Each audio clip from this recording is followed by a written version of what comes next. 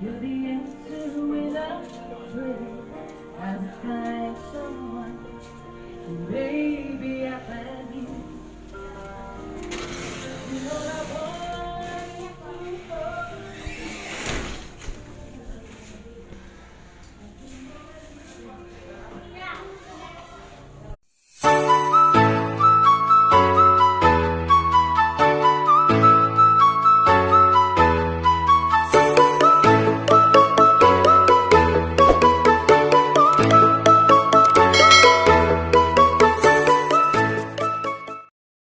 Good afternoon, everyone. Welcome back to our channel here at Recognizance. For this afternoon, I will discuss about Equal Protection Clause and Due Process Clause. But before we will proceed to the discussion proper, I would like to say thank you to Bob's Cafe for allowing me to stay here for a short period of time and of course to have a discussion with you. Now, let us proceed to the discussion proper on Equal Protection Clause and Due Process Clause. This equal protection and due process of law is provided under Article 3, Section 1 of the 1987 Philippine Constitution, which provides that no person shall be deprived of life, liberty, or property without due process of law, nor shall any person be denied the equal protection of law. Now, with this provision, we can determine or we can consider ourselves that we are being protected by the Constitution. That meaning to say we have the right to life, right to liberty, and right to property. When we talk of right to life, meaning to say you have the right to be alive. You have the right to be protected against physical harm. And not only that, on the succeeding provisions of this Constitution, this also provides that the right to life includes the right to have a good living. Meaning to say, when we say right to have a good life, of course, he must be a decent or he must have a decent and standard way of living. So, when you talk of right to property, all properties included under the Civil Code or included or found in the Civil Code are part of your properties. As long as it is not outside the commerce of men, then you have the so-called property rights on that. Property rights extend to your right to work, right to earn a living, right to income. So that is part of your property rights. And in fact, there was one case decided by the court where the Filipino teachers asked the salary that they have received because it was not the same with the foreign teachers who are employed on the same school. Now, he asked why did they not receive or why they did not receive the same salary with the foreign teachers, which in fact, or where in fact, they have the same qualification, they have the same skills, they have the same way of teaching in order to deliver the topics to their students. Then, the court decided that there was a violation of their property rights. Why? Because supposed to be, they should receive the same salary. Why? Because they have the same qualification, they have the same skills, they have the same way of teaching as long as they deliver their topics to the students. Therefore, the Filipino teachers was being deprived of their right to property. Therefore, natagaan sila o the same salary. Because going back to our provision that no person shall be deprived of life, liberty, or property without due process of law. Now, another example on the property rights. How about on the case of a person who acquired a permit to organize a cockpit, to organize a cockpit or sa gitawag na itong magtari or sabong. And then later on, it was being regulated or prohibited by government authorities for some justifiable grounds. So, the person who acquired permit asked to the local authorities nga anong gipastop or giregulit man nga naman siya permit. So, ningon siya nga, no, that is my property rights because I have the permit to organize the sabong or tari. But, according to the law or to jurisprudence, that such a permit acquired by the person to organize a cockpit is only a privilege, but not a right. Meaning, a privilege, it can be regulated or prohibited, depends upon the circumstances, provided that there is a justifiable ground. Another thing also, in the case of acquiring firearms or to bear firearms here in our territory, then others are asking why the police officer or why the law enforcement officer naka-acquire sila og firearms nga mingon ka nga there is a violation of your right to or deprivation of your right to life. So muna imong allegation. So no, your allegation is incorrect. Why? Because acquiring a firearm or in order to bear a firearms is just only a mere privilege and it is not a right. That privilege is granted only to those who are authorized by the law. Understand? Now let us proceed to the right to liberty. The right to liberty of a person includes not to be restrained, not to be deprived of their freedom. They should be given enough opportunities to do what they wanted to do as long as their acts does not violate any laws in the law of the land or does not prejudice the rights of others. In the case of a person who was being detained for the commission of a crime, you cannot question that, sir, I have the right to liberty. Nga nung inyo mo kong gipreso, nga inyo mo kong gidetain. Nga inyo mo kong gidetain. Because you committed a crime that is against the law. And such right provided that provision is not an absolute right. It is not absolute. It is subject to certain conditions and certain limitations. So, here is another question also about the detainees who ask about the time nga gihatag during visiting hours, during sa maglimpyo sila na yung mga corresponding hours. Why?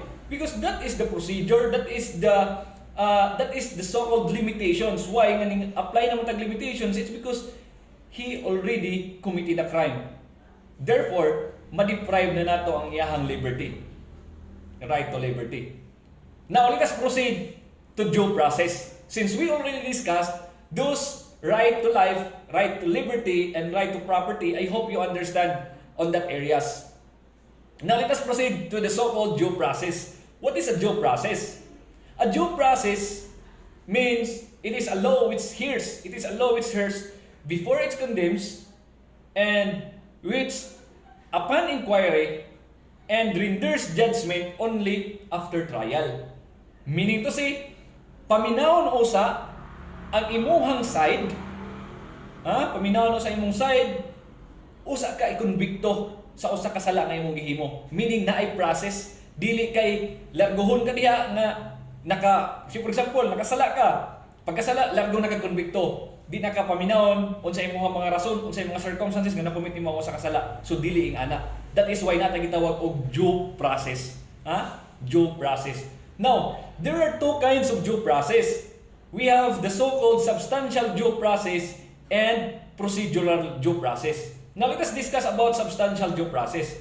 A substantial due process, it is considered as a restriction on the making of laws or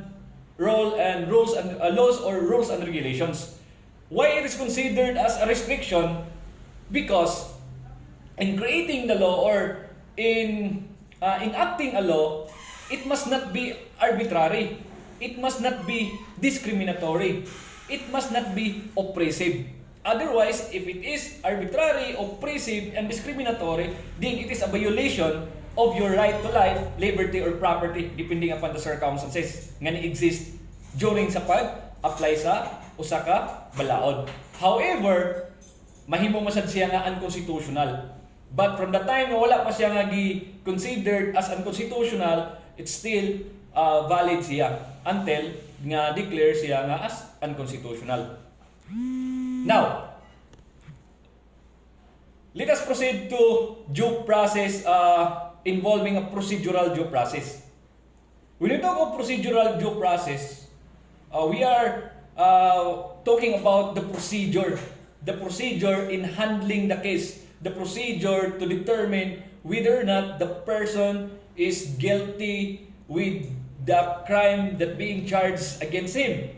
Or else, let us say for example, on the procedural due process, on the right or opportunity to be heard of a person during judicial proceeding.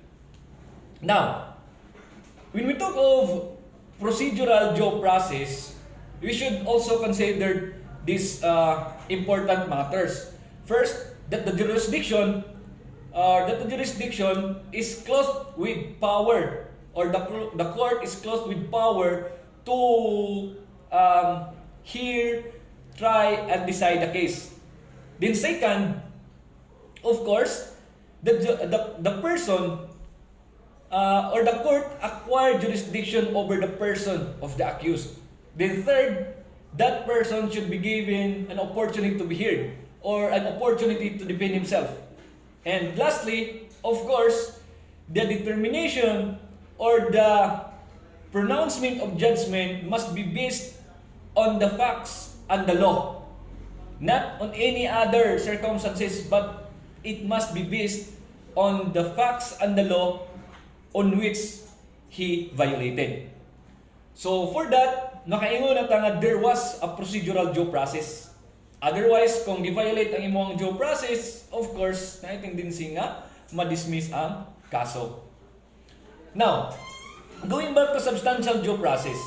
When we talk of substantial due process, it is the intrinsic, meaning intrinsic, it is the intrinsic validity of the law which interfere or there is interference on your right to life, right to liberty, and right to property. That is your substantive due process. Remember that, substantive due process focused on the intrinsic validity of the law that being interfered to your interfered to your right to life, liberty, or property. Now, going back to procedural due process. When we talk of procedural due process, let us focus on the procedure. Let us focus on the steps on how a person can defend himself. Otherwise, kung dili na exercise, so there is a violation of the so-called due process clause as provided under the 1987 Philippine Constitution, Article 3, Section 1. Now, I hope you understand about due process together with the two kinds of due process and also the right to life, liberty, and property. So, let us proceed to the right or equal protection of the laws or equal protection laws. So, going back to the provisions under Article 3, Section 1, no person shall be deprived of life, liberty, or property without due process of law, nor shall any person be denied the equal protection of law. Meaning, dili siya i-deny. Ganiha, i-deprive siya. Karon i-deny kuno siya sa equal protection of the law. So, atong question is, what is equal protection of the law? So, meaning, an equal protection of the law, it is a specific guaranteed rights under the Constitution to equally protect, the person, or human beings. They are treated alike and should protected equally regardless how the threat or differences in the society. on who he is, on what he is, and on what his position in the society. That is equal protection of the laws.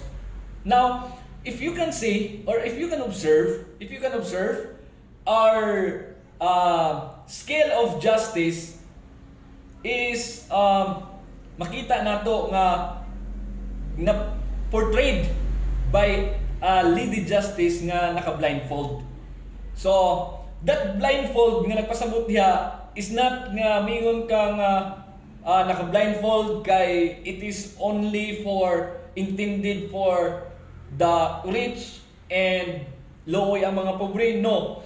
That lady justice portrayed that the justice system of the Philippines is for everybody. Whether you are rich, whether you are poor, whether you have the least fortunate person in the society, you are protected by the law. And the due process must be observed. Meaning to say, there was an equal protection bisan unsa pa imong estado sa kinabuhi diri sa society. Muna ipasabot diha sa lady justice nga naka-blindfold. Dili kay the justice system is intended for the rich. The justice system is intended to those people who have connections. No.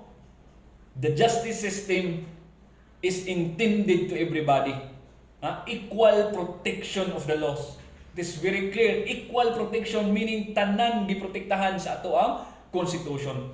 Now, let us have an example. When we talk of equal protection, say for example, on cases involving an appointed official, nga ning file siya og filing of certificate of candidacy, kay siya is considered deemed resigned to his office. However, kung si elective official ning file siya og candidacy, dili siya makaingon nga deemed resigned to his office.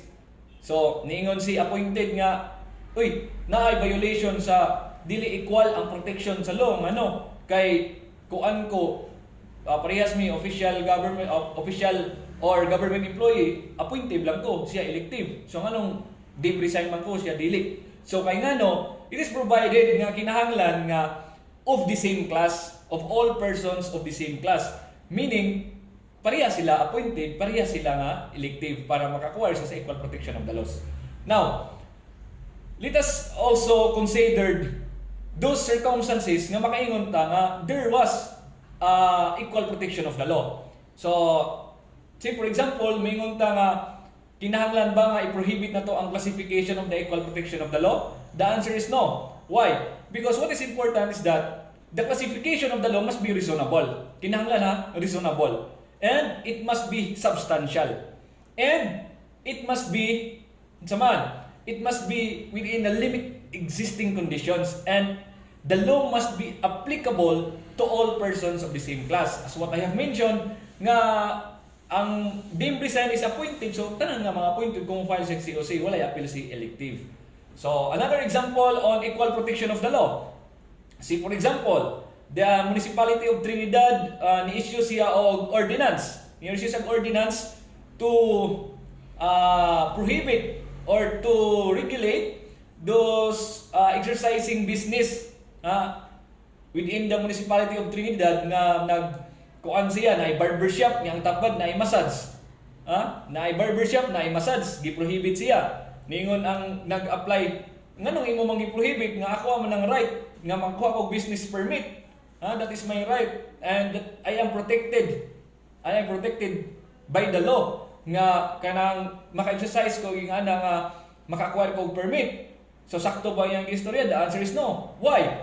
Because the municipality of Trinidad exercise its police power under the General Welfare Clause against public policy or against moral. Nga naman, there is a tendency nga ang katong barbershop nga naay massage, naay mahitabo nga against or maybe immoral in the future. That is why di prohibit siya. So dili ka makaingon nga there was a violation of your rights nga gi-enshrine sa Constitution. So I hope you understand with this short video about the Equal Protection Clause and the Due Process Clause. If you have any questions regarding this topic, you can comment below. or you can directly make a private message to me in order for me to answer you directly. And thank you for watching, and don't forget to subscribe and hit the notification bell for more updates. Thank you and God bless.